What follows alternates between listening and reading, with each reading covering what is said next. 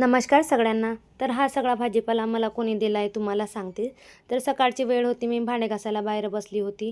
कारण आमच्या घरासमोर ऊन येत नाही म्हणून मी आज सगळा आपल्या भांड्याचा पसारा बाहेरच काढला होता, म्हणजे घराच्या मागे काढला होता.